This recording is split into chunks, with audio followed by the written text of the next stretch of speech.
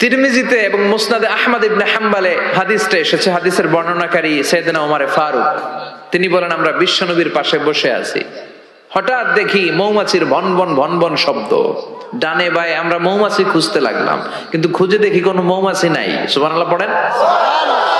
ওমরে ফারুক বলেন সাহাবাদের সাথে বিশ্বনবী একদিন বসা ছিলেন, আমরা হঠাৎ করে মৌমাছির আওয়াজ শুনতে পেলাম, ডানে বায়ে সামনে পেছনে খুঁজে দেখি কোথাও কোনো মৌমাছি নাই।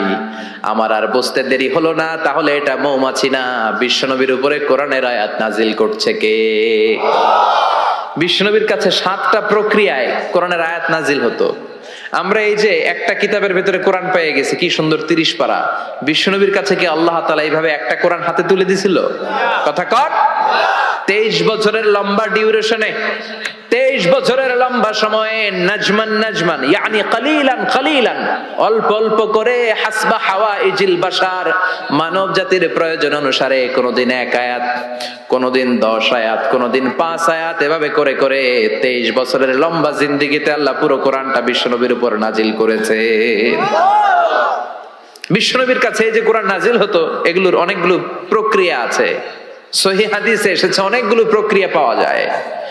1 নাম্বার প্রক্রিয়া মিসলা সলসলাতিল জারাস, ঘন্টার ধ্বনির মতো বিশ্বনবীর কাছে কোরআন পাঠাতো কে? হাই স্কুলে বা প্রাইমারি স্কুলে ছুটির সময় দপ্তরি ঘন্টা বাজায় না? ঘন্টা বাজালে কি হয়? আওয়াজ হয়। বিশ্বনবী বলেন ঘন্টার ধ্বনির মতো বিকট আওয়াজে রব্বুল আলামিন আমার কাছে কোরআন পাঠাতো।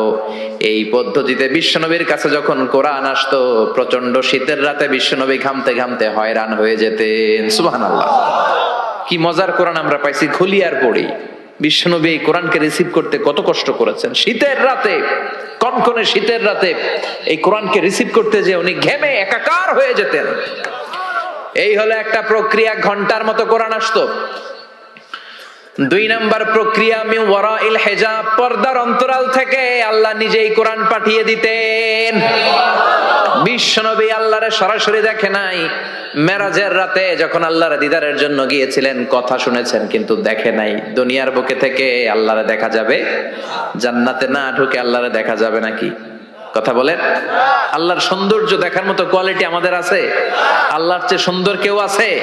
দুনিয়া সুন্দর, মানুষ সুন্দর, আসমান সুন্দর, জমিন সুন্দর, সুন্দরে সুন্দরে পাল্লা, জানি না কত সুন্দর তুমি আল্লাহ, জানি না কত সুন্দর তুমি আল্লাহ। সুবহানাল্লাহ পড়েন। মেরাজের রাতে আল্লাহর দেখেন নাই, পর্দার এপাশ থেকে আল্লাহ কথা বলে আর নবী শুনে, নবী কথা বলে আল্লাহ শুনে। সুবহানাল্লাহ। এই পর্দার ওই পাশ থেকে সরাসরি আল্লাহ ওহী করেছেন, বিশ্বনবী রিসিভ করেছেন। গেল 2 পদ্ধতি। 3 নাম্বার ফিল মানাম, স্বপ্নে বিশ্বনবীর কাছে ওহী পাঠিয়ে দেয়া হয়েছে, কিন্তু কোরআনের কোন আয়াত এই স্বপ্নের পদ্ধতিতে আসে নাই, সব জাগ্রত অবস্থায় এসেছে। সুবহানাল্লাহ পড়েন। এরপরে সাইয়েদনা জিব্রাইল মাঝে মাঝে নিজের সূরতে ওহী নিয়ে আসতেন।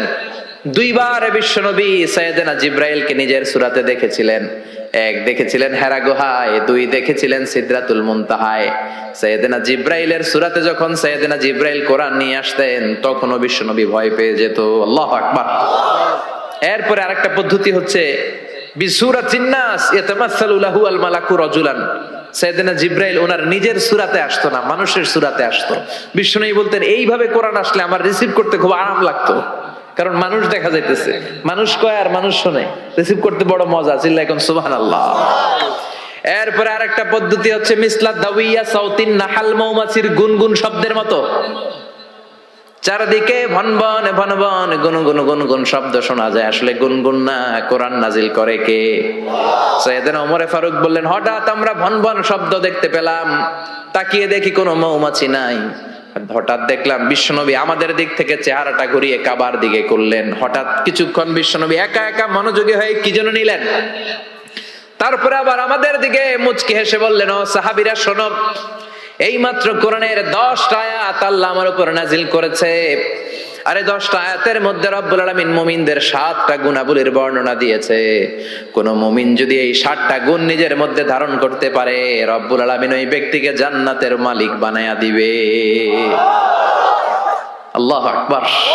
কত নেয়ামত, কত অপরচুনিটি, কত প্রিভিলেজ আল্লাহ আমাদেরকে দিয়েছেন নিজেদেরকে সম্মানিত করার। ইযা সাআলতা ফাসআলিল্লাহ ওয়া ইযা ইসতাআনতা ফাসতাইন বিল্লাহ। কিছু চাইতে মনে চায় আল্লাহর কাছে চাও, সাহায্যের দরকার হয় আল্লাহর কাছে সাহায্য চাও। আমাদের এখন কিছু হইলেই, বিপদে পড়লেই আমরা সবার আগে ফেসবুকে শেয়ার দেই, ঠিক কিনা? বিপদ একটা হইছে, শেয়ার দেই কোথায়? ফেসবুকে না, আগে শেয়ার করবেন আল্লাহর কাছে। কার কাছে? কথা বলেন, শেয়ার করব কার কাছে? বন্ধুর কাছে শেয়ার করার আগে, স্ত্রীর কাছে শেয়ার করার আগে, কারো কাছে শেয়ার করার আগে শেয়ার করব যার কাছে তিনি কে।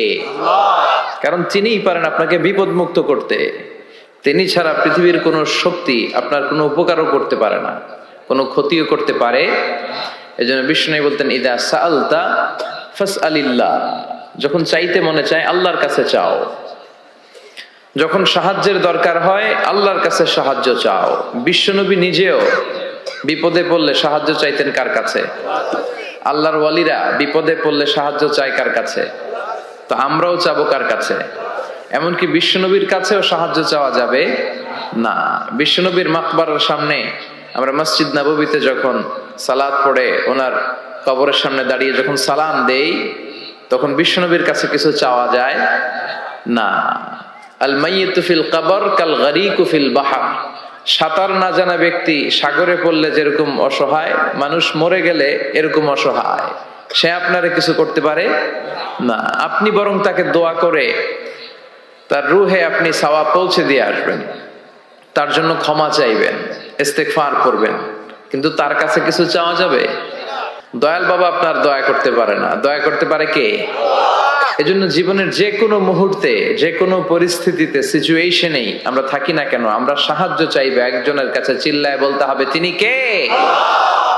হাদিসে কুদসিতে আল্লাহ বলেন, লাউ আন্না আউওয়ালাকুম ওয়া আখিরাকুম ইনসাকুম ওয়া জিন্নাকুম, পৃথিবীর সব মানুষগুলো, সব জিনগুলো, সাইয়েদনা আদম থেকে শুরু করে up to the day of judgement, কিয়ামত পর্যন্ত যারা এসেছিল, যারা আছে, যারা আসবে, সবাই যদি একটা ময়দানে দাঁড়িয়ে যায় আর দাঁড়িয়ে যদি আল্লাহর কাছে চাইতে থাকে, আল্লাহ এটা দাও, গাড়ি দাও, বাড়ি দাও, নারী দাও, সম্মান দাও, একটার পর একটা যদি আল্লাহর কাছে চাইতে থাকে, আর আল্লাহ তাআলা যদি তাদের সব চাহিদা পূরণ করে দেয়, সবও যদি দিয়ে দেয়, আল্লাহ বলে আমার ভান্ডারের 1 ইঞ্চিও কমবে না। তো যার ধন ভান্ডার এত বিশাল, তাকে রেখে দিয়ে আমরা অন্য জায়গায় চাবো কেন? কথা বুঝতে পেরেছেন? এটার নাম হচ্ছে তাওহীদ। মানে আমাদের সবকিছু এক কেন্দ্রিক হবে। আমাদের চাওয়া পাওয়া, বাসনা, যন্ত্রণা, আকাঙ্ক্ষা সবকিছু আমরা কার কাছে বলবো? এটার নাম তাওহীদ। এটার নাম কি? তাওহীদেরই মুর্শিদ আমার মুহাম্মাদের নাম বলো, মুহাম্মাদের নাম। আল্লাহর নাম জপলে বুঝতে পারি আল্লাহরই কালাম বলো, মুহাম্মাদের নাম।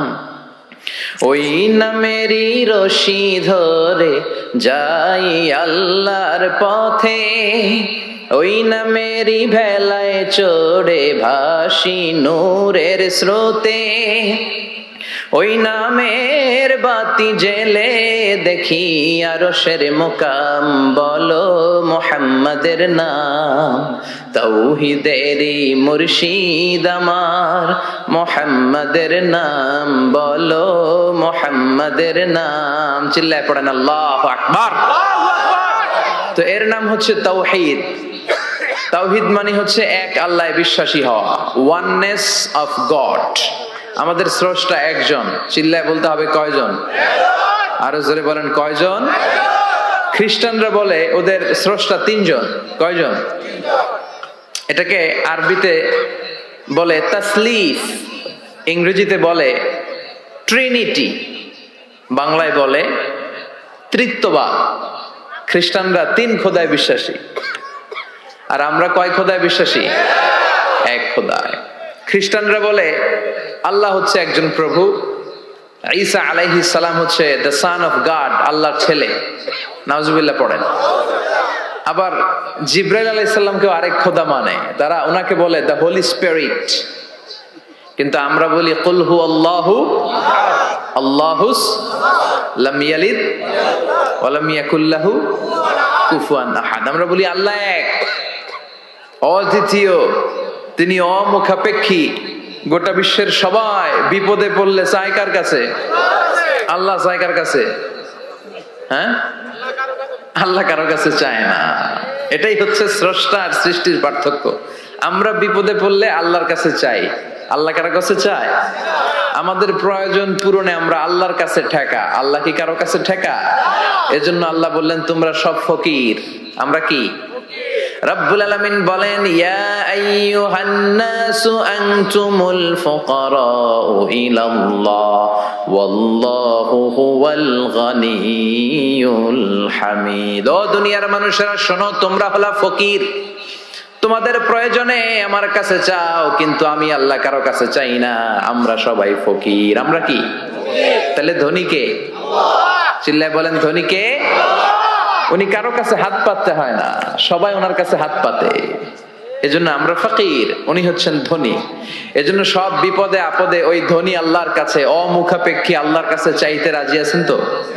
ছেলে হয় না, চাইবেন কার কাছে? মেয়ে হয় না, চাইবেন কার কাছে? না দুর্গার কাছে? সরস্বতী, খাজা বাবা, ল্যাংটা বাবা, আউলা বাবা, জাউলা বাবা, আছে না নাই? এগুলোর সাথে আমাদের কোনো সম্পর্ক নাই। সহজটা দিয়ে আমরা কত দিকে দৌড়াই। এক মসজিদে যে সেজদায় পড়ে কাঁদলেই আল্লাহ মনের সব বাসনা পূরণ করে দেয়, ঠিক কি না? আবার বিশ্বনবী বলতেন বিপদে পড়লে যদিও বিপদটা ছোট হয় আল্লাহর কাছে চাও। বিশ্বনবী বলতেন তোমার পায়ের জুতার ফিতাও যদি ছিঁড়ে যায় মুচির দোকানে যাওয়ার আগে চাইবা কার কাছে? পায়ের জুতা ছিঁড়ে গেলে ঠিক করার জন্য কার কাছে যাই? আল্লাহর কাছে বলে যায়। মুচির দোকানে যাই না? বিষ্ণু বলেন মুচির দোকানে যাওয়ার আগে একবার আল্লাহর কাছে চাইও। সুবহানাল্লাহ পড়ে বিশ্বনবী নামাজ শেষ করলেন। নামাজ শেষ করে বিশ্বনবী সাহাবাদের দিকে মুখ ফিরিয়ে বসতেন আর বলতেন আল্লাহু আকবার। কি বলতেন? 3 বার পড়তেন আস্তাগফিরুল্লাহ, আস্তাগফিরুল্লাহ, আস্তাগফিরুল্লাহ।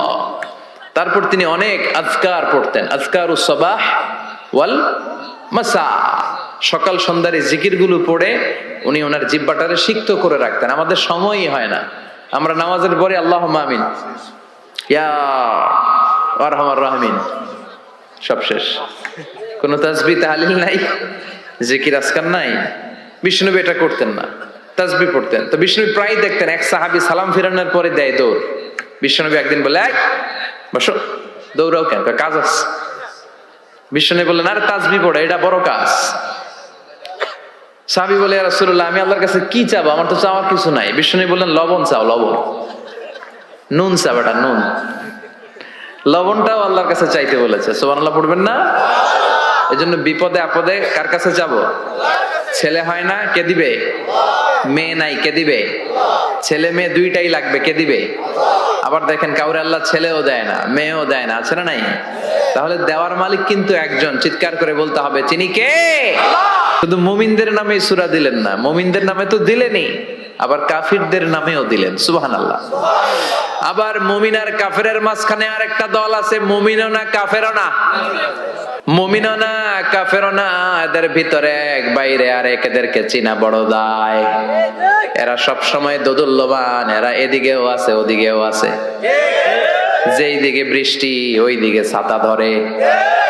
এই সরকার ক্ষমতায় আসলে এদেরকে তেল মারে, আবার ওই সরকার আসলে এগারো তেল মারে।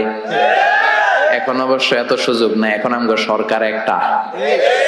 কথা কন, আগে কখনো যাইতো এদিকে, আবার যাইতো এদিকে, এখন সব সময় একদিকে। আছে না নাই? আমরা চাই দুবেলা দুমুঠো ভাত, আমাদের সিকিউরিটি, আমাদের নিরাপত্তা, আমাদের ইসলাম। যে দেশে আল্লাহু আকবার ধ্বনির সাথে সূর্য ওঠে, আল্লাহু আকবার ধ্বনির সাথে সূর্য ডুবে, সে দেশে আর কিছু থাকবে না, থাকে ইসলাম থাকবেই। আমরা চাই আমার এই ইসলামের বিরুদ্ধে কেউ কথা না বলুক, আমার নবীর সম্মান নিয়ে কেউ ছিনিমিনি না খেলুক। আমরা চাই আমার এই কোরআনের ব্যাপারে কথা বলার স্পর্ধা যেন কারো কলিজায় না হয়। জোরে কোন ঠিক কিনা? সাধারণ জনগণ হিসেবে এতটুকু চাওয়া আমাদের থাকতে পারে না? আমাদের নেতা নেত্রীদের কাছে আমরা শুধু এটাই চাই। তো আল্লাহ বললেন গোলাম মুমিনদের নামে সূরা দিলাম সূরাতুল মুমিনুন, আবার কাফিরদের নামে সূরা দিলাম সূরাতুল কাফিরুন। আবার মাঝামাঝি একটা দল আছে, এরা মুমিন না, এরা কাফির না, এরা মুযাবযাবিন, এরা দুই নৌকায় পাড়া দিলে যে অবস্থা হয় তাদের অবস্থা ওই রকম। এরা এদিকেও আছে ওদিকেও আছে, নেহি এদার নেহি ওদার, দারমিয়ান মে সাদার বাদার, আছে না নাই? এদের উপরে ফিটফাট, ভিতরে গেছেন সদরঘাটে? মুখস্থ কয় খালি, দেখেন নাই সদরঘাটেরা গেছেন? সদরঘাট কি এখনো ফিটফাট হয় নাই? তো এদের অবস্থা হচ্ছে উপরে ফিটফাট, ভিতরে এদিকেও না ওদিকেও না, ভিতরে এক বাইরে আরেক, তার নাম মধু হই হই বিষ হাবাইলা। কয় মধু, কয় কি? আসলে এটা কি? এটা কি মুমিন না মুনাফিক? এই মুনাফিকদের নাম আল্লাহ একটা সূরা দিলেন। কি নাম সূরার? সূরাতুল মুনাফিকুন। দেখেন কোরআনের ব্যালেন্স কত সুন্দর। আল্লাহ বললেন মুমিনদের নামে সূরা দিলাম, কাফিরদের নামেও সূরা দিলাম, আবার মুমিনও না কাফিরও না, মাঝামাঝি একটা ওই দলের নামেও সূরা দিলাম, সূরাতুল মুনাফিকুন। সুবহানাল্লাহ। আমরা মুনাফিক হতে চাই না, চাই কি হইতে চান? আমরা ঈমানের জীবন চাই, ঈমানের মৃত্যু চাই, আমরা শাহাদাতের তামান্না চাই। আল্লাহ তুমি কবুল করে নাও। বিষ্ণুই বলেন যারা শাহাদাতের তামান্না অন্তরে রাখে না ওরা মুমিন হতে পারে। আর শাহাদাতের তামান্না অন্তরের মধ্যে রেখে লোকটা যদি বিছানায় পড়ে মারা যায়, শহীদদের কাতারে কিয়ামতের দিন তারে দাঁড় করাইয়া দিবে কে? আমাকে শহীদ করে ওই মিছিলে শামিল করে নিও, যে মিছিলের নেতা মীর হামজা, খোবায়েবে খাব্বাব, আল্লাহর কাছে যারা অতি প্রিয়, শামিল করে নিও আমাকে শহীদ করে ওই মিছিলে শামিল করে নিও। পড়েন আমিন, চিল্লায় পড়েন আমিন। মরতে যখন হবেই আমরা শাহাদাতের মৃত্যু চাই। সাইয়েদনা ওমর ফারুক আল্লাহর কাছে দোয়া করতেন, আল্লাহ আল্লাহুম্মা রযুকনা শাহাদাতান ফি সাবিলিক ওয়াল মাউতা ফি হারামি রাসূলিক। ও আল্লাহ আপনি আমারে শাহাদাতের মৃত্যু দেন, আমার মৃত্যু পৃথিবীর কোন শহরে না দিয়ে বিশ্বনবীর শহরে মদিনাতে আমার মৃত্যু দেন। ওনার দোয়া কবুল করে নিয়েছে কে? উনি অ্যাসাসিনেটেড হয়েছেন, আত্মাইর আঘাতে উনি নিহত হয়েছেন। আর ওনার কবরটা আছে বিশ্বনবী, তার পাশে আবু বকর, তার পাশে ওমরে ফারুক শুয়ে আছে। সুবহানাল্লাহ পড়েন। দুই সাথীকে পাশে নিয়ে হায় ঘুমিয়ে আছে নিঝুম নিরালায়, আমি সইতে পারি না বিরহ জ্বালা, ধন্য করো দিদারে ডেকে লও মাবুদ আল্লাহ, রওজা পাকের কিনারে। ঠিক কিনা? ডেকে লও রাসূল আল্লাহ না, ডেকে লও মাবুদ আল্লাহ। কারণ রাসূল আপনাকে দিদার দিতে পারে না, দিদার দিবে কে? বিশ্বনবীর স্বপ্নে দেখা অনেক বড় নিয়ামত, চাইলে বিশ্বনবীরে স্বপন যোগে দেখা যায় না। আল্লাহ যারে এই নিয়ামত দিতে চায় তারে দেয়, সবাই রে আল্লাহ দেয়। এজন্য এই নিয়ামতটাও বিশ্বনবীর কাছে যাওয়া যায় না, চাইতে হবে কার কাছে? আল্লাহ আপনারে দিদার দিবে কি দিবে না এটা আল্লাহর চয়েস। বিশ্বনবী এসে আপনারে দিদার দিতে পারে না, আল্লাহর হুকুম না হলে বিশ্বনবীও দিদার দেন না। চিৎকার করে বলেন ঠিক কি না? বিশ্বনবীর ইন্তেকালের পরে সাহাবারা মা আয়েশার কাছে যে বলে, ও আম্মা আমাদের নবী কেমন ছিল বলেন। মা আয়েশা বলতেন কানা খুলুকুহু আল কোরআন, বিশ্বনবীর চরিত্র ছিল কোরআনের চরিত্র। কিসের চরিত্র? পুরো 30 পারা কোরআনে থিওরিটিক্যালি যা বলে দেয়া আছে বিশ্বনবীর জীবনীতে প্র্যাকটিক্যালি সেগুলো করে দেখানো আছে। সুবহানাল্লাহ। সাহাবারা বললেন, ও মা এত সংক্ষেপে কেন বলেন, একটু বিস্তারিত বলেন আমার নবীর চরিত্র কেমন ছিল। মা আয়েশা বললেন, ও সাহাবারা তোমরা কি কোরআনের 23তম সূরা সূরাতুল মুমিনুনের প্রথম 10টা আয়াত তেলাওয়াত করো নাই? এই প্রথম 10টা আয়াতের ভিতরে যেই গুণের কথা আছে সবগুলো গুণ দিয়ে তোমাদের নবীর জীবন সাজানো ছিল। আল্লাহ বললেন ক্বাদ আফলাহাল মুমিনুনাল্লাযীনা হুম ফি সালাতিহিম খাশিউন। ক্বাদ আফলাহাল মুমিনুন দিয়ে আল্লাহ শুরু করেছেন। ক্বাদ আফলাহাল মুমিনুন, successful indeed are the believers. সফল কাম হলো তারা, ঈমান এনেছে যারা। কার কথা? সফল কারা? who are the successful in life? যদি আপনারা কেউ প্রশ্ন করে সফল কারা, যদি আমাদেরকে জিজ্ঞেস করা হয় কারা সফল, সফলতার মানদণ্ড কি? এই পৃথিবীর বুকে সফল হওয়ার অনেক মানদণ্ড হতে পারে, পারে না? In terms of wealth and money, অর্থের মানদণ্ডে কারা সফল যদি জিজ্ঞেস করা হয়, কার নাম বলবেন? হ্যাঁ, বিল গেটস, তাই না? মাইক্রোসফট কোম্পানির মালিক, কত টাকার যে সে মালিক সে নিজেও জানে না। আর আর কে আছে এরকম সফল? ওয়ারেন বাফেট, অনেক বড় ধনী। আর কে আছে? স্টিভ জবস, অ্যাপল কোম্পানির মালিক, তাই না? প্রিন্স ওয়ালিদ বিন জালাল, একটা প্লেন আছে নিজের জেট প্লেন, যে প্লেনটার 70% স্বর্ণ দিয়ে বানানো প্লেন, এটার 70% মেড অফ গোল্ড। তাহলে অর্থের মানদণ্ডে যদি বলি সফল কারা, এদের নাম আসবে।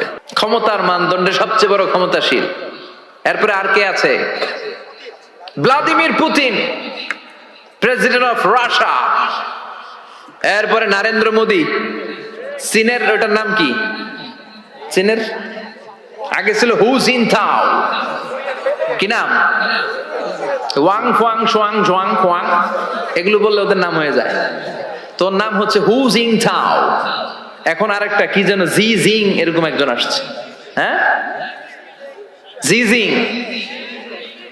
ক্ষমতার মানদণ্ডে অনেক ক্ষমতাশীল। অ্যাঞ্জেলা মার্কেল আছে, এটা এরা হচ্ছে ক্ষমতার মানদণ্ডে সফল।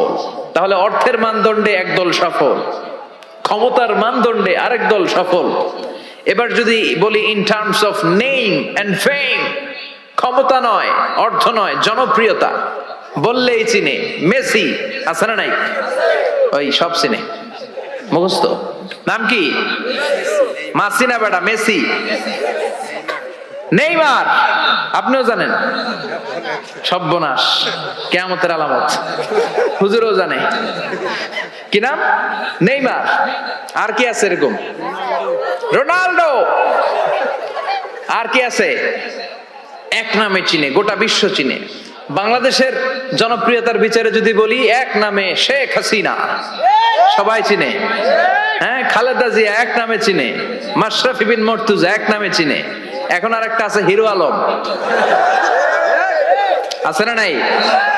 In terms of name and fame, Allama Delwar Hossain Sayeedi এক নামে 17 কোটি বাংলাদেশের মানুষ চিনে। চিল্লায় বলো ঠিক কিনা?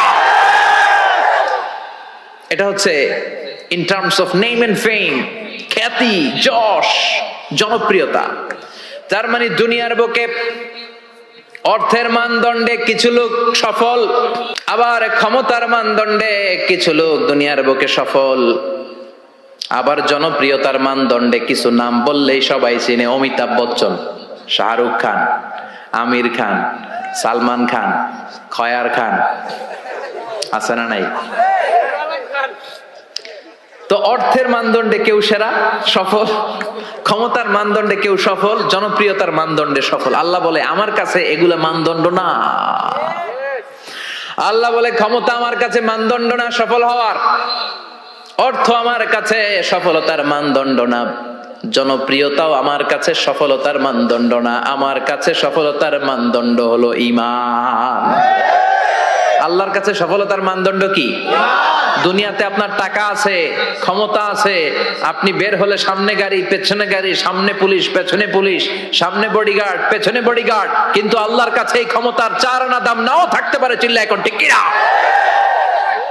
আল্লাহ বলেন ক্ষমতা আমার কাছে সফলতার মানদণ্ড না, অর্থ আমার কাছে সফলতার মানদণ্ড না, জনপ্রিয়তা আমার কাছে সফলতার মানদণ্ড না। আমি আল্লাহর কাছে সফলতার মানদণ্ড হলো ঈমান।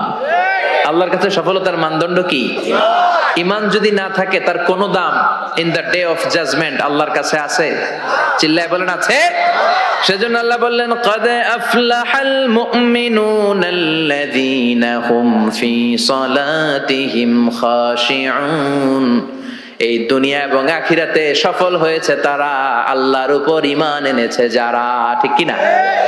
সফল হয়েছে কারা? ঈমান এনেছে যারা। চিল্লায় উত্তর দেন, সফল হয়েছে কারা? নাকি যাদের টাকা বেশি এরা সফল, ক্ষমতা বেশি এরা সফল, এক নামে সারা বিশ্ব চিনে সেলিব্রিটি এরা সফল? সফল হচ্ছে ঈমানদার। আমরা সেই ঈমানদার গোষ্ঠীর মানুষ, আমরা সেই ঈমানের পথের সৈনিক। চিল্লায় বলেন ঠিক কিনা? আল্লাহ বললেন قد أفلح المؤمنون الذين هم في صلاتهم خاشعون। আমার কাছে সফলতার মানদণ্ড হলো ঈমান। আমার কাছে সফল হলো তারা ঈমান এনেছে যারা। কিন্তু ঈমানটা আধা আধা মানলে হবে না, পুরাপুরি ঈমান থাকতে হবে। ঠিক কিনা? কেউ যদি বলে কোরআনের আধা মানি না, মুমিন না কাফের? কেউ যদি বলে আমি এই সূরা মানি ওই সূরা মানি না, মুমিন না কাফের? কেউ যদি বলে আমার যেটা ভাল লাগে, আমার দলের জন্য যেটা সুবিধা ওইটা মানি, আমার দলের জন্য যেটা ঝামেলা ওইটা মানি না, এরকম আছে না নাই?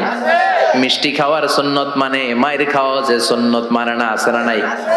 মিষ্টি মিষ্টি কথা মানে, ঝুঁকি নেওয়া যে সুন্নাত ওইটা মানে না, এরকম আছে না নাই? সুন্নাত নয় শুধু সুমধুর আলাপন, আর সুন্নাত হলো হুঙ্কার গর্জন। ঠিক কিনা? সুন্নাত শুধু নয় নির্জন ধ্যানে যাওয়া, আর সুন্নাত হলো পাথরের আঘাত খাওয়া। মোহাব্বতে তার সুদিনের সাথী তুমি, দুর্দিনেও তার পাশে থাকো কি? আরো কিছু সুন্নাত আছে তুমি জানো কি? জানলেও জীবনে কখনো তা মানো কি? সুন্নাত নয় শুধু দাওয়াতের মেহমান, সুন্নাত নয় শুধু খাওয়া শেষে মধুপান, আরো কিছু সুন্নাত আছে তুমি জানো কি? জানলেও জীবনে কখনো তা মানো কি? চিল্লায় বলেন ঠিক কিনা? তার মানে আল্লাহর কাছে সফলতার মানদণ্ড হলো ঈমান। কিন্তু সাধারণ ঈমান নয়, ঈমানটা হতে হবে পূর্ণাঙ্গ ঈমান। কিছু মানলাম না এমন করা যাবে না। মানলে পুরোটাই মানতে হবে। কার কথা? চিল্লায় বলেন কথাটা কার? আবার আল্লাহ বললেন ঈমান আনলে নির্ভেজাল ঈমান থাকতে হবে। ওই ঈমানের মধ্যে শিরক থাকলে হবে নাকি? কথা কোন? আল্লাহ বললেন ওয়াল্লাযীনা আমানু ওয়া লাম ইয়ালবিসু ঈমানাহুম বিযুলমিন উলাইকা লাহুমুল আমনু ওয়া হুম মুহতাদুন। ঈমান আনার পরে ঈমানের সাথে যদি শিরকে তোমরা না মিলাও, তখন তোমাদের ঈমানটা নির্ভেজাল ঈমান হবে। তখন দুনিয়ার জীবনে তোমাদেরকে নিরাপত্তা দিবে কে? আবার হেদায়েত দিয়ে তোমাদেরকে ধন্য করবে কে? তার মানে ঈমান হতে হবে নির্ভেজাল। ঈমানের মধ্যে শিরক থাকলে হবে? কথা কোন? আল্লাহ সব মাফ করে, শিরক মাফ করে না। আপনি কিয়ামতের দিন পাহাড় পরিমাণ গুনাহ নিয়ে আল্লাহর সামনে হাজির হয়েছেন, কিন্তু এই গুনার মধ্যে শিরকের গুনাহ নাই। আল্লাহ বললেন তাহলে আমি পাহাড় পরিমাণ দয়া নিয়ে তোর কাছে হাজির হয়ে যাব। আবার আমরা যখন নামাজে দাঁড়াই, আল্লাহ বললেন ওযু করলি ভালো কথা, মসজিদে ঢুকলি ভালো কথা, নামাজের কাতারেও দাঁড়ালি ভালো কথা, কিন্তু আগে বল শিরকের সাথে সম্পর্ক আছে নাকি? আমরা বলি ওয়াজ্জাহাতু ওয়াজহিয়া লিল্লাযী ফাতারাস সামাওয়াতি ওয়াল আরদা হানিফাও ওয়া মা আনা মিনাল মুশরিকিন। আমরা নামাজের শুরুতে ঘোষণা দেই আল্লাহ ওমা আনা মিনাল মুশরিকিন। আল্লাহ আমরা শিরক করি না, শিরকের সাথে আমাদের কোনো সম্পর্ক। আবার যখন হজ করতে যাই, লক্ষ লক্ষ হাজী সাহেবান আরাফাতের ময়দানে কাঁদে, আল্লাহর কাছে ডাকে, আল্লাহরে ডাকতে থাকে। আল্লাহ বলে ডাকাডাকি পরে কর, হজ পরে কর, আগে বল শিরক করস নাকি? তখন সবাই ঘোষণা দেয় লাব্বাইক আল্লাহুম্মা লাব্বাইক, লাব্বাইক লা শারীকা লাক লাব্বাইক। আল্লাহ আপনার সাথে শরীক করি না, এই ঘোষণা দেওয়ার পরে এরপরে হজ কবুল হয়, এরপরে সালাত কবুল হয়। তাহলে ঈমান হতে হলে এটা নির্ভেজাল ঈমান হতে হবে। ওই ঈমানের সাথে শিরকের কোনো ছোঁয়া, কোনো ছিটে ফোঁটা সেখানে থাকতে পারবে। আল্লাহ বলে ইমান যদি নির্ভেজাল হয় আর যদি ইমানটা পাকাপোক্ত হয় তাহলে তোমাদের সাহায্যের জন্য গায়েবী মদদ আমি পাঠিয়ে দেব। সুবহানাল্লাহ। ওয়ালা তাহিনু ওয়ালা তাহজানু ওয়া আনতুমুল আ'লাউনা ইন কুনতুম মুমিনিন। ভয় নাই, বিপদ নাই, চিন্তা নাই। ইমানদারের মতো যদি ইমানদার হও, ইমানটা যদি ওই রকম হয় তাহলে কোনো চিন্তা নাই, আমি আল্লাহর সাহায্য তোমাদের সাথে আছে না নাই? নবীদের ইমান ছিল সেই রকম ইমান, ইমানের মতো ইমান, ঠিক কি না? নবী মুসার মতো ইমান হলে রাস্তা হবে সাগর জলে। নবী ইউসুফের মতো ইমান হলে একে একে দরজা খোলে।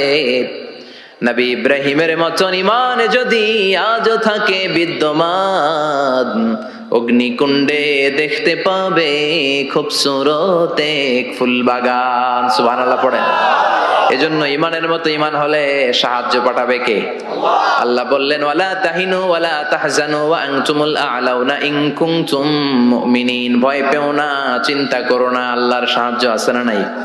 বিপদ যত বেশি আসে, পরীক্ষা যত বেশি আসে, বিজয়ের পতাকা পতপত করে উড়ার সময়টা কাছে আসতে থাকে, ঠিক কি না?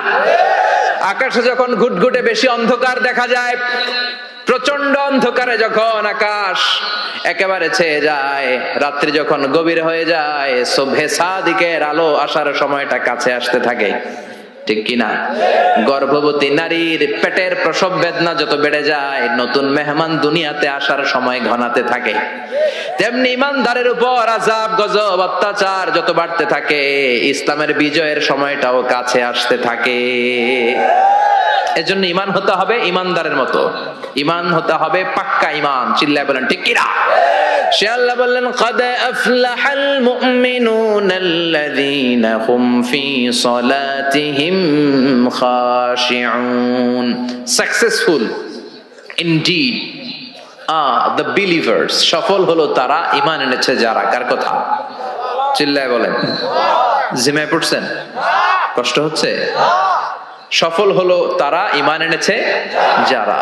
তবে শুধু ঈমানদার বলে হাত তুললেই হবে না, 7টা গুণ সেই ঈমানদারের ভেতরে থাকার দরকার আছে না নাই? 1 নাম্বার গুণ আমরা শুরু করছি, কানগুলো খরগোশের মতো খাড়া করে শুনেন। ঈমানদারেরা যখন নামাজের মুসল্লায় দাঁড়ায়, দিন দুনিয়ার হুঁশ তাদের থাকে না, তাদের অন্তরটা চলে যায় আল্লাহর আরশের দিকে, ঠিক কি না? বিশ্বনবী বলতেন আনতা আবুদাল্লাহা কান্নাকা তারাহু, এমন ভাবে নামাজ পড়ো যেন তুমি আল্লাহরে দেখছো। ফাইন লাম তাকুন তারাহু ফাইন্নাহু ইয়ারাক, এটা যদি মনে করতে কষ্ট হয় অন্তত এটা ভাবো যে আল্লাহ তোমায় দেখছে, ঠিক কি না? নামাজে যখন দাঁড়াবেন ভাববেন আমি আল্লাহরে দেখতেছি। এটা ভাবা অনেক কঠিন, এটা জানা চেনা লোকেরা পারে না।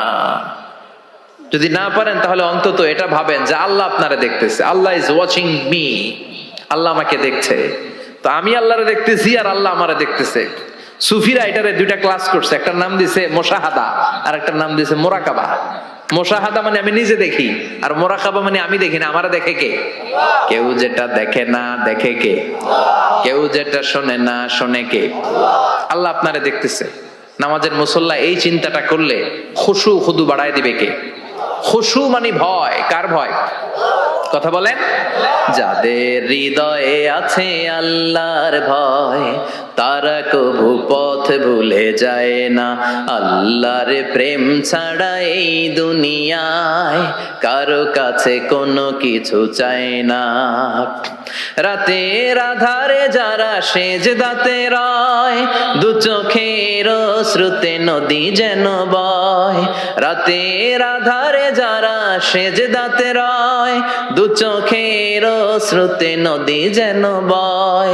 ছলনার হাতছানি যতই আসুক, পেছনে ফিরেও সে তাকায় না। যাদের হৃদয়ে আছে আল্লাহর ভয়, তারা কবু পথ ভুলে যায় না। আল্লাহর প্রেম ছাড়া এই দুনিয়ায় কারো কাছে কোনো কিছু চায় না, কারো কাছে কোনো কিছু চায় না, ঠিক কি না? খুশু মানে আল্লাহর ভয়। আল্লাহর ভয় নিয়ে যদি কেউ মুসল্লার মধ্যে নামাজের জন্য দাঁড়ায়, তার মন ডানে বায়ে কোনো দিকে যেতে পারে নাকি? কথা বলেন। তার নজরটা থাকবে তার সিজদার দিকে। বান্দা যখন সিজদা থেকে নজর ডানে নেয়, আল্লাহ বলে বান্দা ফিরে আয়। আবার যখন বাম দিকে নজর করে আল্লাহ ডাক দিয়ে বলে আকবিল ইয়া ইবাদি আকবিল, ফিরে আয়। আবার যখন উপরের দিকে তাকায় বলে ফিরে আয়। এরকম আছে না নাই? নামাজও পড়ে এমনি, নামাজও পড়ে আবার এমনি চায়, নামাজও পড়ে আবার ঘড়ির দিকে চায়, আছে না নাই? না, আল্লাহ বলে আকবিল, বান্দা ফিরে আয়, ফিরে আয়, তাকাবি তো সেজদার দিকে। তিনবার নজর ডানে বায়ে যখন ঘোরানো হলো, তিনবারও যখন নজর ফিরায় না, আল্লাহ তখন ডেকে বলে লা হাজাতা লি লা সলাতিক, এই নামাজের কোনো দরকার আমার নাই। যে আল্লাহর জন্য ওযু করলেন, সময় দিলেন, এতক্ষণ ধরে নামাজ পড়লেন, ওই আল্লাহই যদি বলে তোর নামাজের দরকার নাই, তো কারে দিলেন নামাজ? এজন্য নামাজের মধ্যে তাড়াহুড়ো করা যাবে? খুশু খুদু, খুশু মানে আল্লাহর ভয়। নামাজে যখন দাঁড়াবেন শুধু নিজেরই মুসল্লি বানাবেন না, মনটারেও মুসল্লি বানাবেন। আমরা শুধু নিজেরা নামাজি হই, মনটারে নামাজি বানাই না। আমি ঠিকই আল্লাহু আকবার, মন চলে গেছে সৌদি আরব, মন চলে গেছে হিন্দি সিনেমার দিকে, মন চলে গেছে দোকানের দিকে, মন চলে গেছে ক্রিকেট খেলায়, আছে না নাই? উনি কিন্তু মুসল্লি, মসজিদে উনি কি মুসল্লি, উনি হাতে পায়ে একেবারে মুসল্লি, কিন্তু মনটারে মুসল্লি বানায় নাই। এজন্য মনটারেও নামাজি বানাতে হবে। আমরা বলি মনটারে কাজ দেন, মনটারে কখনো অলস বসে থাকতে দেয়া যায় না। আপনিও মুসল্লি হবেন, মনটারেও মুসল্লি বানাতে হবে, তা না হলে মন ডানে বায়ে ঘুরবে। মনের আরবি হচ্ছে কলব। কলব মানে যেটা নাড়াচাড়া করে। এটা এখন এদিকে, পরে ঢাকায়, এরপরে সৌদি আরব, এরপরে আমেরিকা। এটার পাসপোর্টও লাগে না, ভিসাও লাগে না, এটা খালি দৌড়ায়, ঠিক কিনা? এজন্য মনটারে নামাজি বানানোর দরকার আছে না নাই? এজন্য আল্লাহ বললেন কদ আফলাহাল মুমিনুনাল্লাযীনা হুম ফি সালাতিহিম খাশিউন। মুমিন বান্দাদের প্রথম গুণাবলী হলো মুমিন বান্দারা যখন নামাজে পড়ে মনটারে নিয়ে নামাজ পড়ে, নিজেও নামাজি, মনটাও নামাজি, ঠিক কি না? আমাদের অনেকের নামাজে মন বসে না। আমাদের অনেকে বলে হুজুর নামাজে দাঁড়ালে মন সাথে থাকে না, নামাজে শুধু ভুল হয়, সূরা যে কয়বার পড়ে নিজেও জানি না। এরকম আছে না নাই? এদিকে ওদিকে চলে যায়। এখন মনটারে কিভাবে আপনি এক জায়গায় আনবেন, কনসেন্ট্রেট করবেন কিভাবে? বিশ্বনবী একবার মসজিদে ঢুকে দেখলেন এক সাহাবী নামাজ পড়তেছে, আল্লাহু আকবার, নামাজের মধ্যে এরকম করতেছে। এরকম করে না অনেকে? নামাজের পরে দাড়িও টানে, দাড়িও চুলকে, আছে না নাই? নামাজ পড়ে জামাও সোজা করে, নামাজ পড়ে দাড়িও টানে। বিশ্বনবী বললেন লাউ খাশাআত কলবুহু লা খাশাআত জাওয়ারিহুহু, এর অন্তরে যদি আল্লাহর ভয় থাকতো তাহলে এর অঙ্গ প্রত্যঙ্গের মধ্যেও এই ভয়ের ইম্প্যাক্ট পড়তো। এই সাহাবীর অন্তরে আল্লাহর ভয় নাই, খুশু নাই, এজন্য হাতে পায়ের মধ্যেও খুশু নাই, হাত একবার এদিকে নড়ে আরেকবার ওদিকে নড়ে। আমাদের এরকম সমস্যা আছে না নাই? বিশ্বনবী বললেন তোমাদের যদি খুশু খুদু নামাজের মধ্যে বাড়াতে মনে চায়, নামাজের মুসল্লায় দাঁড়িয়ে হৃদয়টারে যদি আল্লাহর আরশে পাঠিয়ে দিতে মনে চায়, তাহলে নামাজের মুসল্লায় যখন দাঁড়াবা মনে করবা এটাই হতে পারে জীবনের শেষ নামাজ। 5টা টিপস দিব আপনাদের মনোযোগ বাড়ানোর জন্য। 5টা। কয়টা? নামাজে মনোযোগায়ন কিভাবে করবেন 5টা টিপস খেয়াল করে রাখেন, কিভাবে নামাজের মনোযোগ বৃদ্ধি করবেন। টিপস নাম্বার 1, সল্লু সলাতান মুআদ্দিয়া, বিদায়ী নামাজ পড়বেন। মনে করবেন হতে পারে আজকের এই নামাজটাই আমার জীবনের শেষ নামাজ। এখন বাজে 10:30, আপনাকে বলা হলো আজ রাত 1টার দিকে আপনার জীবনের হায়াত ফুরিয়ে যাবে। চলে যাওয়া লাগবে না? আমাদের থাকতে পারবো আমরা? চলে যাওয়া লাগবে। রাত 1টায় মালাকুল মাউত চলে এসে রূহ কবজ করে নিয়ে যাবে। আর 1.5 ঘন্টা আপনার হাতে সময়। এই 1.5 ঘন্টায় আপনি নামাজ রোজা যা পারেন করে নেন। আপনার হুঁশ থাকবে? কথা কম। 1.5 ঘন্টা পরে আপনার মরণ। আপনি তাড়াতাড়ি করে ওযু করে আসবেন, যায় নামাজে দাঁড়াবেন, মনে মনে ভাববেন আজকে জনমের মতো মাফ চামু আল্লাহর কাছে, আকাম কুকাম যা করছি সব কাইন্দা একেবারে মাফ করায় ফেলাম আল্লাহর কাছে, ঠিক কিনা? সেদিন আপনি ওযু করবেন চমৎকার ভাবে পাঞ্জাবিটা পরে, আতর মেখে, টুপিটা পরে মুসল্লার মধ্যে দাঁড়িয়ে আল্লাহু আকবার বলে নামাজ শুরু করবেন। ওই দিনের নামাজে আপনার কোনো তাড়াহুড়ো নাই। আছে? আজীবন তাড়াহুড়ো করছেন, কিন্তু ওই দিন আপনার তাড়াহুড়ো নাই। ওই দিনের রুকুটা আপনার জীবনের শ্রেষ্ঠতম রুকু হয়ে যাবে। ওই দিনের সেজদাটা আপনার জীবনের শ্রেষ্ঠতম সেজদা হয়ে যাবে। ওই দিন আপনি সেজদায় পড়ে চোখের পানি দিয়ে জায়নামাজ ভিজিয়ে দিবেন। দিবেন না? কথা বলেন, দিবেন না? এর কারণ আপনি জেনে গেছেন এটাই আপনার জীবনের শেষ নামাজ, ঠিক কিনা? তো এই যে প্রত্যেক নামাজের সময় মসজিদে যে আল্লাহু আকবার বলে যে দাঁড়াই, এই নামাজের পরে আবার কোন নামাজের চান্স আমি জীবনে পাবো কিনা কোনো গ্যারান্টি আছে? চিল্লায় বলতে হবে, গ্যারান্টি আছে? আরো 30 মিনিট আমরা সবাই বেঁচে থাকবো, গ্যারান্টি? আরো 10 মিনিট বাঁচবো, গ্যারান্টি? শ্বাস যেটা ভিতরে নিলাম ফেলতে পারবো, কোনো গ্যারান্টি আছে? তাহলে প্রতিটা নামাজের সময় আমরা এই কথাটা ভাবি না কেন, যে হতে পারে এই নামাজটাই আমার জীবনের শেষ নামাজ, হতে পারে আজকের এই সেজদাটা আমার জীবনের শেষ সেজদা। চিল্লায় বলেন ঠিক কিনা? বিশ্বনবী শিখায় দিলেন মনোযোগায়নের প্রথম পদ্ধতি।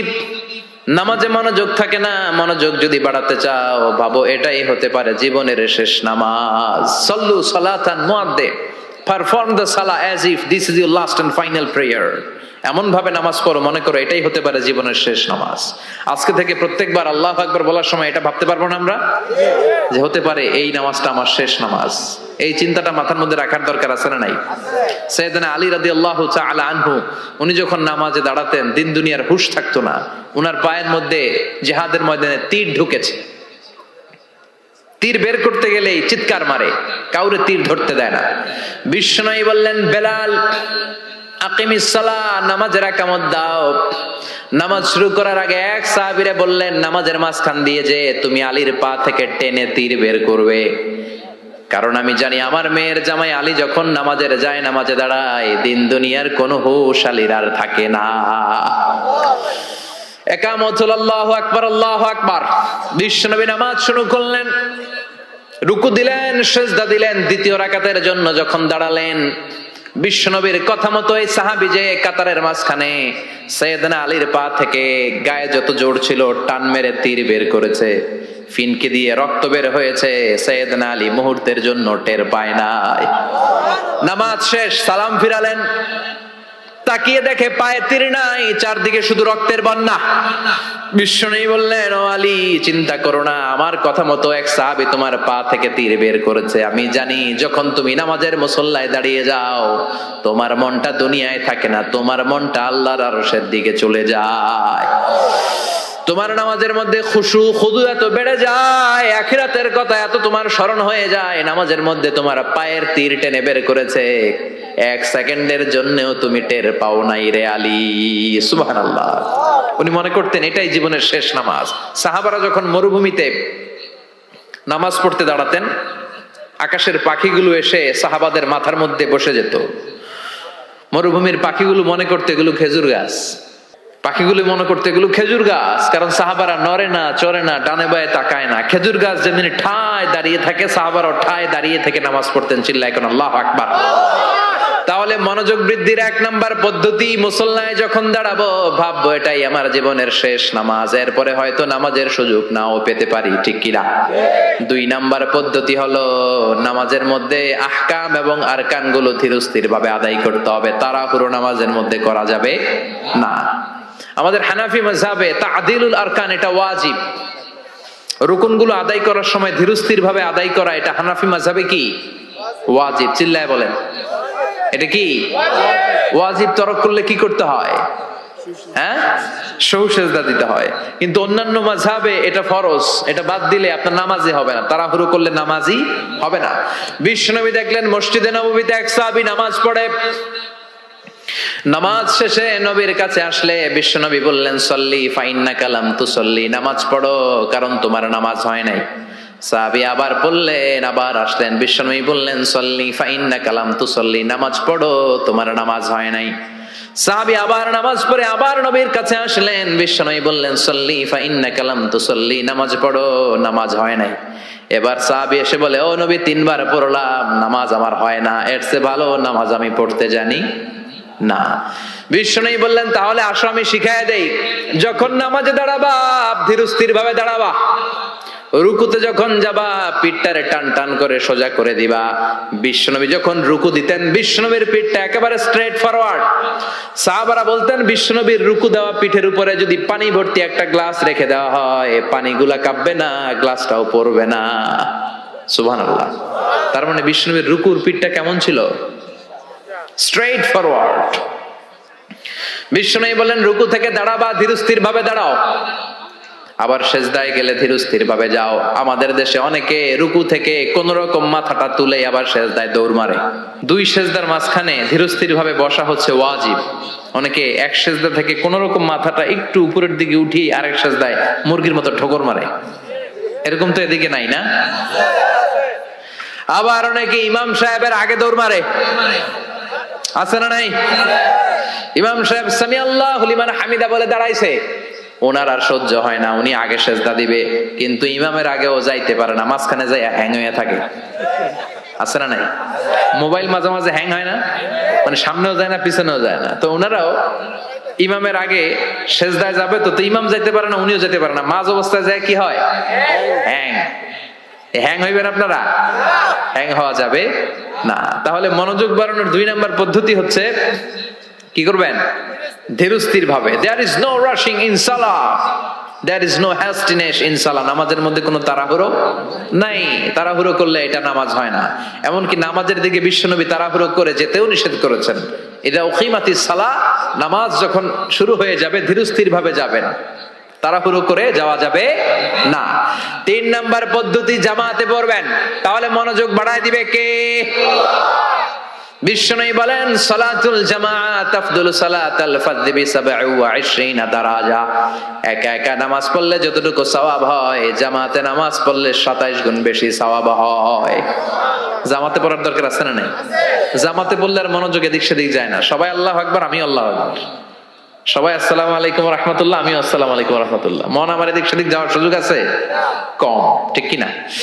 4 নাম্বার, নামাজে যা বলেন অর্থ বোঝার চেষ্টা করেন। আমরা সালাতে যেটা বলি এটার অর্থ বুঝি না, আমরা প্রতিদিন বলি আলহামদুলিল্লাহি রাব্বিল আর রহমানির মালিকি, আবার বলি সামি আল্লাহু লিমান হামিদা, কি কইলাম বুঝি নাই। সুবহান রাব্বিয়াল আলা মানে কি জানি না। আত-তাহিয়াত লিল্লাহি ওয়াস সালাওয়াত আত-তাইয়্যিবাত অর্থ কি জানি না। এজন্য সালাতে যা বলেন এটা বুঝে বুঝে বলার চেষ্টা করেন। এট লিস্ট সালাতে যেটা আপনি পড়েন এটার অর্থটা শিখার চেষ্টা করেন, তাহলে বললে হৃদয়ের মধ্যে টাচ লাগবে, অন্তরে দরদ লাগবে, চিৎকার করে বলেন ঠিক কি না। 5 নাম্বার পদ্ধতি, নামাজের মধ্যে যে সুন্নাত গুলো আছে সুন্নাত গুলো আদায় করবেন, তাহলে নামাজের মধ্যে মনোযোগ বাড়ায়া দিবে কে? হাত তোলা সুন্নাত তোলেন, রফউল ইয়াদাইন যদি করেন, অভ্যাস যদি থাকে, বারবার হাত তোলা তুলেন, প্রতিবার তুললে 10টা করে সওয়াব। আমিন বলবেন, যে মসজিদে জোরে জোরে বলেন, আস্তে তো আস্তে বলেন, কিন্তু বইলেন, বলার দরকার আছে না নাই? বিশ্বনবী বললেন ইদা আম্মানাল ইমাম আমিনু, ইমাম যখন আমিন বলে তোমরাও আমিন বলো, কারণ তোমরাও যখন আমিন বলো ফেরেশতারাও আমিন বলে। তোমাদের আমিন ফেরেশতাদের আমিন যখন মিলে যায়, তোমাদের জীবনের সব গুনাহ মাফ করে দেয় কে? এজন্য আমিন জোরে কোন বাস্তে কোন বলবেন, এটা ছাড়বেন না। তাশাহুদের মধ্যে আঙ্গুল তুলবেন, হয় নাড়াবেন নয় তুলে রাখবেন, এটা সুন্নাহ। আশাদ্দু আলা শাইতান মিনাল হাদিদ, শয়তান রে লোহা দিয়ে পিটাইলে যত কষ্ট পায়, তাশাহুদে বসে এই আঙ্গুলটা নাড়ালে এর চেয়ে বেশি কষ্ট পায়। ঠিক সুবহানাল্লাহ কইবেন না? এজন্য মুরাআতুস সুনান, সুন্নাত গুলো মানার চেষ্টা করেন, সালাতে মনোযোগ বাড়ায় দিবে কে? এজন্য আল্লাহ বললেন কাদ আফলাহাল মুমিনুনাল্লাযীনা হুম ফি সালাতিহিম খাশিউন, সফল হলো তারা ঈমান এনেছে যারা। আর ঈমানদারের প্রথম বৈশিষ্ট্য আল্লাযীনা হুম ফি সালাতিহিম খাশিউন, নামাজের মধ্যে মুসল্লির অন্তরে ভয় থাকবে কার? মনে থাকবে খুশু খুদু, এটার বলে হুজুরুল কলব, অন্তরটারে ধরে রাখতে হবে। 2 নাম্বার আল্লাহ বললেন ওয়াল্লাযীনা হুম আনিল লাগবি মুরিদুন, মুমিন বান্দার 2 নাম্বার গুণ, অনর্থক কাজ থেকে তারা দূরে থাকে। অনর্থক কোন বিষয়ের দিকে মুমিন কখনো যায়, লাগবুন মানে অনর্থক বিষয়, মুরিদুন তারা মুখ ফিরিয়ে নেয়। অনর্থক কোন কাজে মুমিন যায়? যেই কাজে সওয়াব নাই ওই কাজ মুমিন করে? যেই কাজে গুনাহ হয় ওই কাজে যাওয়া যাবে? কথা বলেন। মুমিন যাবে ওই কাজে যেই কাজ করলে মানবতার কল্যাণ আছে না নাই? মুমিন করবে ওই কাজ যেই কাজ করলে আমলনামাটারে সওয়াব দিয়ে পূর্ণ করে দিবে কে? এজন্য বিশ্বনবী বলতেন মিন হুসনি ইসলামিল মারই তারকুহু মা লা ইয়ানি, ব্যক্তির ইসলামের সৌন্দর্য হলো ব্যক্তি তার জীবন থেকে অনর্থক সব কাজ বের করে দিবে। যাই করবেন অর্থবোধক হইতে হবে, অনর্থক কোনো কাজ করা যাবে? কথা কন। আপনি যেটা বলবেন এটার জন্য অর্থ থাকে, আপনি যেটা করবেন এটার জন্য অর্থ থাকে। আপনি যে অর্থটা খরচ করবেন, সম্পদ খরচ করবেন, এটাও অনর্থক, অপ্রয়োজনে খরচ করা যাবে? অপ্রয়োজনে কোনো কাজ করা যাবে? কারণ মুমিন জানে মুমিনের মুখ দিয়ে যেটাই বের হয় এটা লেখার জন্য ফেরেশতা আছে না নাই? কিরামান কাতিবিনা ইয়ালামুনা মা তাফআলুন।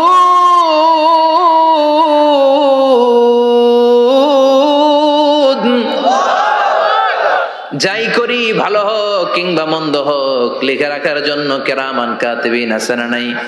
আবার মুমিন জানে মা ইয়ালফিযু মিন কাউলিন ইল্লা লাদাইহি রাকীবুন আতীদ। মুমিন তার মুখ দিয়ে যেটা বের করে সেটা লিখে রাখার জন্য ফেরেশতা আছে না নাই? এজন্য মুমিন যেটাই করবে এটা অর্থবোধক হবে। অনর্থক কোনো কাজ করা যাবে? অনর্থক কোনো বাক্য উচ্চারণ করা যাবে? মুমিন তার চোখ দিয়ে ওই জিনিসটাই দেখবে যেটা দেখলে সওয়াব আছে না নাই? মুমিন মুখ দিয়ে সেটাই পড়বে, সেটাই উচ্চারণ করবে যেটা উচ্চারণ করলে প্রতি অক্ষরে অক্ষরে সওয়াব দিবে কে? চিল্লায় বলেন কে? আপনি যদি অনর্থক কাজের দিকে মনোনিবেশ করেন, ফোকাস দেন, তাহলে আপনি ভালো কাজের দিকে ফোকাস দেওয়ার সময় পাবেন না। আমাদের দেশের ছেলেপেলারা যত আজে বাজে কাজ আছে এগুলো নিয়ে ব্যস্ত, আছে না নাই? হিন্দি সিনেমা, ওই যে হুজুর কইতেছে মোবাইল নিয়ে টিপা টিপি, আছে না নাই? খেলাধুলা, রাজনীতি, এগুলো নিয়ে ব্যস্ত, ফলে ভালো কাজে তারা ফোকাস দিতে পারে না। আর যারাই এগুলো থেকে বেরিয়ে কনস্ট্রাকটিভ কাজ করে তাদের জীবনটারে বরকতময় করে দেয় কে? আমি দেখলাম কিছু যুবক এক জায়গায় ওয়ালের মধ্যে লিখেছে মানবতার দেয়াল। কি লিখেছে? এখানে লিখছে যেটা আপনার দরকার নেই রেখে যান, আর এই পাশে লিখছে যেটা আপনার দরকার লইয়া যান। সুবহানাল্লাহ কোন? তার মানে শীতকালে আপনার যে অতিরিক্ত শীতের পোশাকগুলো দরকার নাই এই হ্যাঙ্গারে ঝুলিয়ে যান। মসজিদে খুব কোন মসজিদের সামনে করেছে মানবতার দেয়াল।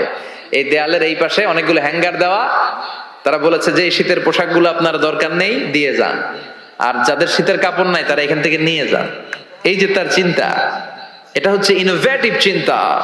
যুবকরা যদি ভালো ভালো কাজগুলো একসাথে করার প্রয়াস পেত, চিন্তা করত, তাহলে বাংলাদেশটারে জান্নাতের টুকরা বানায় দিত কে? এজন্য মুমিনের বৈশিষ্ট্য ওয়াল্লাযীনা হুম আনিল লাগবি মুরিদুন। মুমিন বান্দারা কোনো অনর্থক কাজের সাথে কখনো যুক্ত হতে পারে। তার মানে মুমিন যখন নামাজে দাঁড়ায় অন্তরটা চলে যায় কার দিকে? 2 নম্বরে মুমিন কোনো আজে বাজে কাজে যুক্ত হয় না। 3 নম্বরে আল্লাহ বললেন ওয়াল্লাযীনা হুম লিয-যাকাতি ফাইলুন।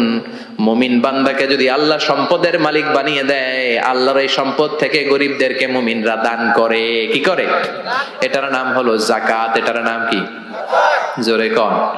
দে যাকাত তোরা দে রে যাকাত, তোর দিল খুলবে পরে আগে খুলু খাত। দে যাকাত তোরা দে রে যাকাত। চিল্লা এখন ঠিক কিনা? যাকাত দেয়াটা এটা অপশনাল নয়, এটা কম্পালসরি। ওয়াফি আমওয়ালিহিম হাক্কুন লিসাইলি ওয়াল মাহরুম। তোমার সম্পদে গরিবদের জন্য আল্লাহ এটা অধিকার করে দিয়েছে।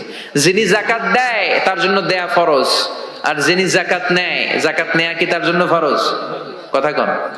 তাহলে সে আপনার কাছ থেকে যাকাত নিয়ে আপনাকে ফরজ কাজটা করার ক্ষেত্রে সহযোগিতা করেছে। আপনি কোনো করুণা তারে করেন নাই। চিল্লায় বলেন ঠিক কিনা? আবার আল্লাহ বলেন যাকাত দিবি না কেন? টাকা কি তোর নাকি? ওয়ামিম্মা রাযাকনাহুম ইউনফিকুন। আমি যেটা রিজিক হিসেবে দিছি ওইখান থেকে দে।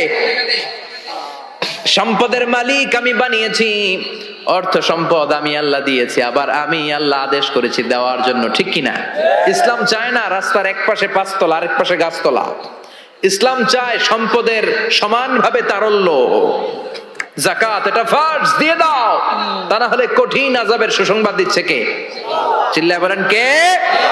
والذين يكنزون الذهب والفضة ولا ينفقونها في سبيل الله فبشرهم بعذاب أليم। যারা স্বর্ণ জমায়, যারা রৌপ্য জমায়, যারা প্রাইজ বন্ড জমিয়ে রাখে, যারা ফিক্সড ডিপোজিট করে রাখে, সম্পদের প্রাচুর্যতা থাকার পরেও যাকাত দেয় না, নবী তাদেরকে কঠিন আযাবের সুসংবাদ দেন। কার কথা? চিল্লায়া বলেন, আযাবের কি সুসংবাদ হয় না দুঃসংবাদ? কথা কন। কিন্তু আল্লাহ এখানে বলছে সুসংবাদ। আল্লাহ বুঝাতে চাইলেন আযাবটা বড় কড়া হবে, ডেঞ্জারাস হবে, মাইটটা বড় ডেঞ্জারাস। আল্লাহ ছাড় দেয় কিন্তু ছেড়ে দেয় না। আল্লাহ ছেড়ে দেয়, কি দেয়? ছাড় দেয়, ছেড়ে দেয় না। আযাবটা বড় করা হবে, মাইটটা বড় ডেঞ্জারাস হবে যারা যাকাত ফরজ হওয়ার পরেও দেয় না। এটা বোঝানোর জন্য আল্লাহ বললেন কঠিন আযাবের দুঃসংবাদ না, বললেন সুসংবাদ দেন। ছেলে পরীক্ষায় ইংরেজিতে ফেল করছে, মা বলে চান্দু ইংরেজিতে ফেল করছো, তোর বাপে আসুক, এমন মাইট দিবে, মাইট দিলে মজা টের পাবি। অমিয়া মাইট দিলে কি মজা লাগে?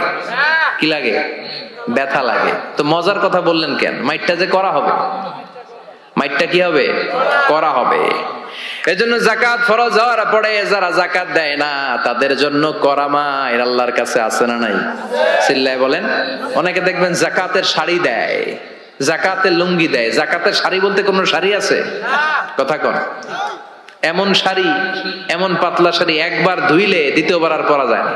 শাড়ি আপনার দিকে বেসকি দিয়ে চাই থাকবে, রং নাই, আছে না নাই?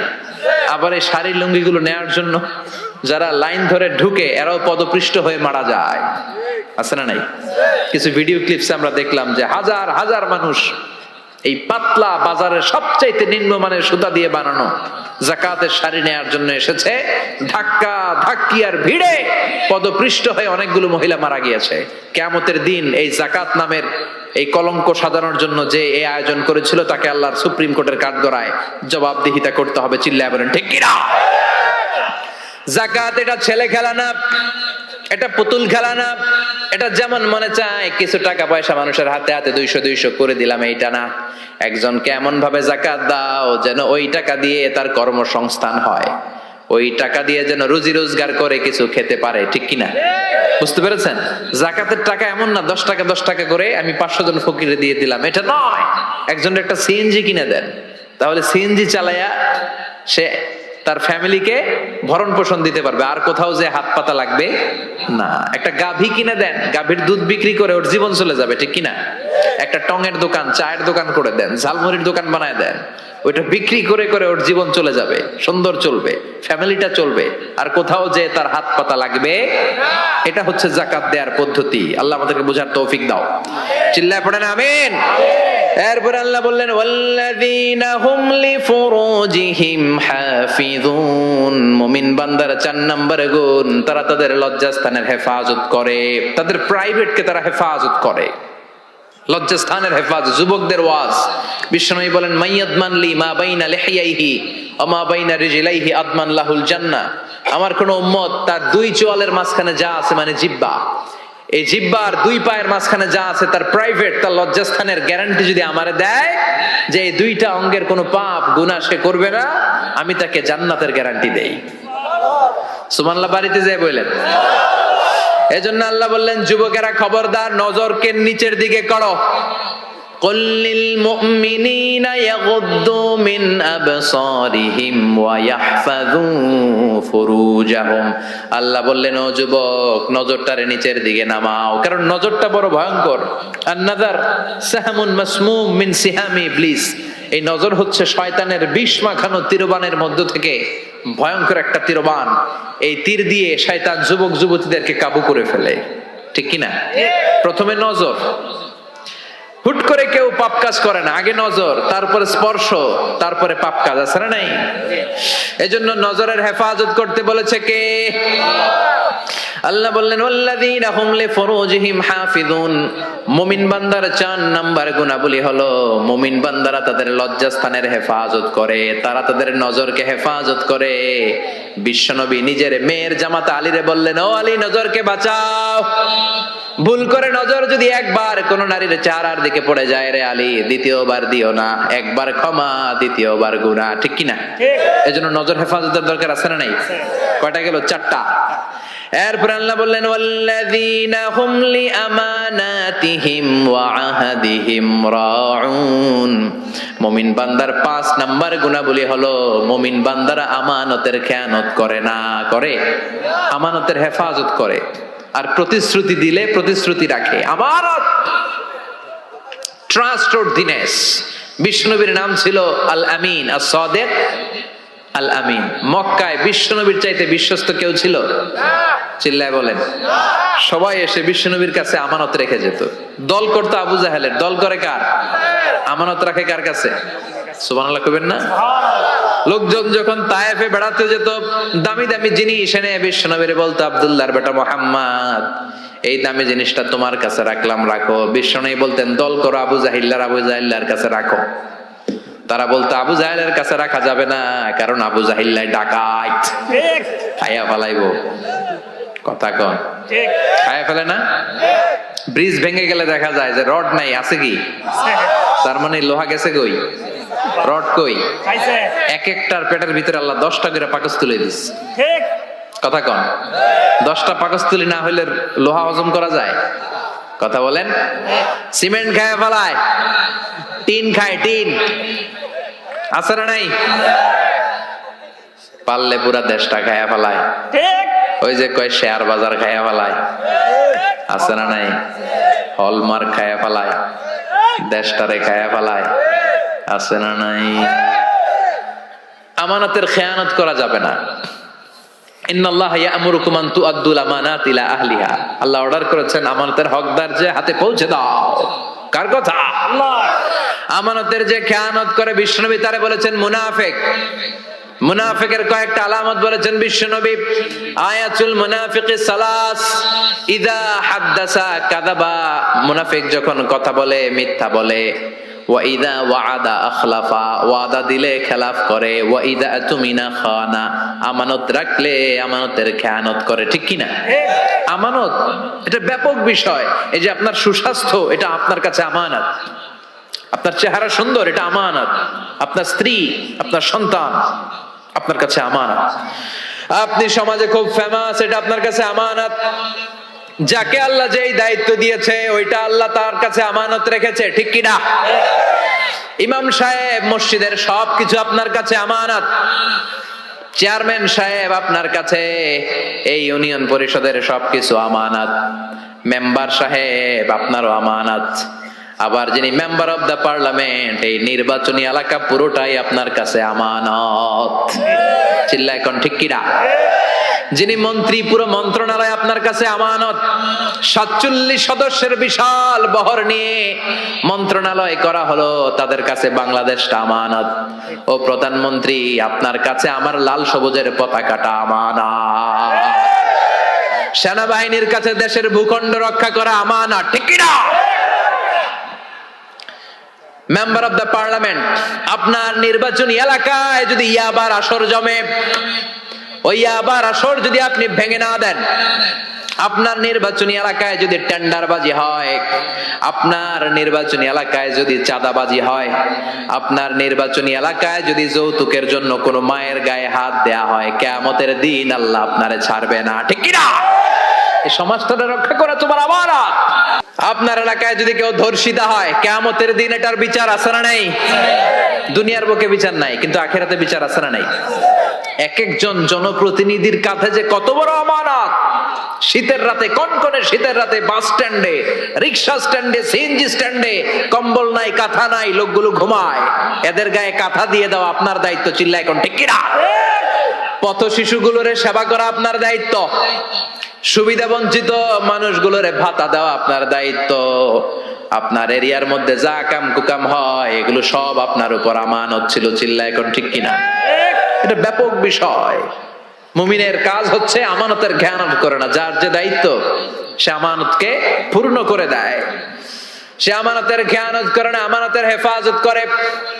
আবার বিশ্বনবী বললেন, কারো কোনো গোপন জিনিস যদি তুমি জেনে যাও, এটা লোক লুকিয়ে রাখা, এটা তোমার জন্য আমানত। ঠিক কিনা?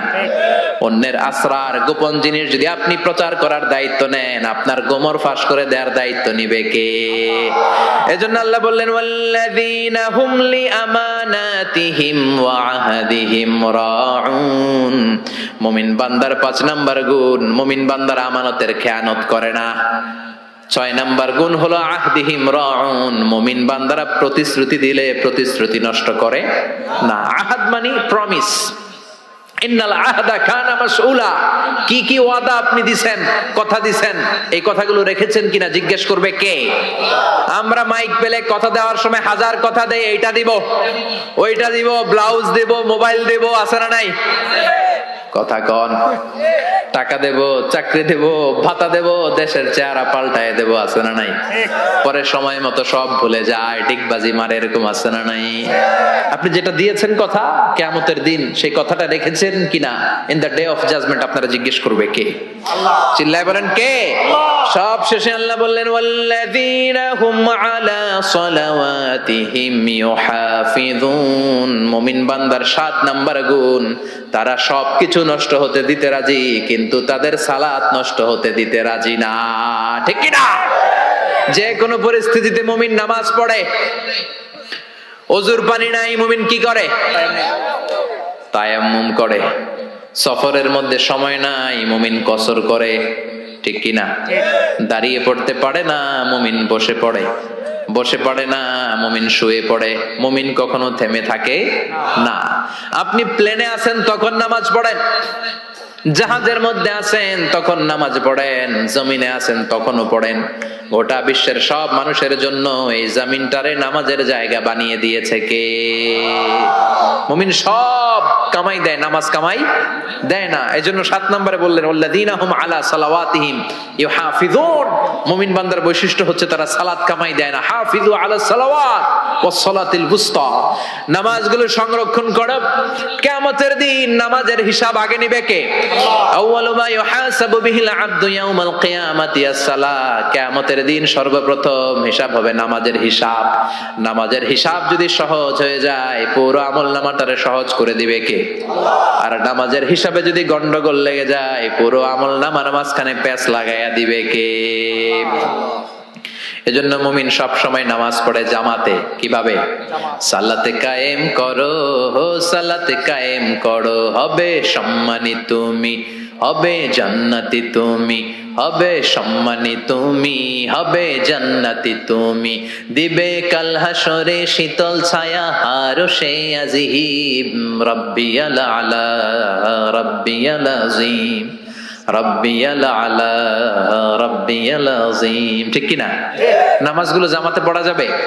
আজকের মাহফিলে কি আমরা এই সিদ্ধান্তে আসতে পারি না যে আমরা পারতপক্ষে জামাত নষ্ট করব না? উলাইকা হুমুল ওয়ারিসুনাল্লাযীনা ইয়ারিসুনাল ফিরদাউসা হুম ফিহা খালিদুন। এই 7টা গুণ যদি কোনো মুমিন তার জীবনের মধ্যে ধারণ করতে পারে, বাবা মারা গেলে যেমনি ছেলেরা সম্পদের ওয়ারিস হয়, ওই মুমিন বান্দাদেরকে জান্নাতুল ফেরদাউসের ওয়ারিস বানায়া দিবে কে? মানতে রাজি আছেন তো? প্রথমে কি বলছি? আল্লাযীনা হুম ফি সালাতিহিম খাশিউন। মুমিন যখন নামাজে দাঁড়ায়, অন্তরে আল্লাহর ভয় নিয়ে নামাজে দাঁড়ায়, এদিক সেদিক তার মন ছোটাছুটি করে। 2 নম্বরে বলেছি ওয়াল্লাযীনা হুম আনিল লাগযি মুরিদুন। মুমিন অনর্থক কাজকে এড়িয়ে চলে। মুমিন যা করে ভালোটা করে, কল্যাণের পথে চলে। ঠিক কি না? তারপরে বলেছি ওয়াল্লাযীনা হুম লিযাকাতি ফাইলুন। মুমিন দান করে। অল্প দান করলেও এটারে কিয়ামতের দিন বড় করে দিবে কে? এরপরে মুমিন তার লজ্জাস্থানের হেফাজত করে। তারপরে মুমিন যদি মুমিনের কাছে আমানত রাখা হলে ওই আমানতের হেফাজত করে। তারপরে মুমিন যদি কারোর কাছে ওয়াদা দেয়, কোনো প্রতিশ্রুতি দেয়, প্রতিশ্রুতি রক্ষা করে। তারপরে মুমিন সব কামাই করে, কিন্তু নামাজ কামাই করে। ওয়াল্লাযীনা হুম আলা সালাওয়াতি ইউহাফিযুন। তারা সালাতকে হেফাজত করে, সব নষ্ট হয়, তাদের সালাত নষ্ট হয় না। চিল্লায় কোন ঠিক কিনা? এই 7টা গুণ কোন মুমিনের মধ্যে থাকলে তার জান্নাতের মালিক বানায় দিবে কে? এই 7টা বৈশিষ্ট্যের উপর, গুণের উপর কি আমরা আমল করতে পারি না? পারবো না ইনশাআল্লাহ? আল্লাহ আমাদের সবাইকে কথাগুলো বুঝার ও আমল করার তৌফিক দান করুক। আমরা পড়ি আমিন।